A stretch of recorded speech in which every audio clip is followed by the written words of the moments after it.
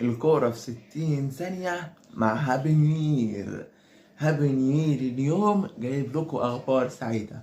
ليفربول مع محمد صلاح يتصدر البريمير ليج، وجوارديولا من الواضح إنه عايز يمشي من السيتي، وخسارة السيتي من بورنموث، وأرتيتا قد يفلت منه الدوري ويخسر من نيوكاسل بهدف مقابل لا شيء.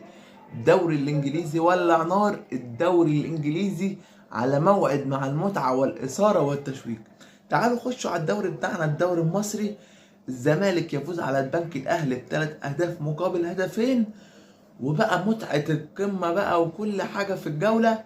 الأهلي يفوز على سيراميكا ب5 أهداف مقابل هدفين. الزمالك أبدع وأمتع واستحق الفوز على البنك الأهلي. الأهلي أبدع وأمتع واستحق الفوز على سيراميكا. ما تنساش الاشتراك في القناة مع بنير.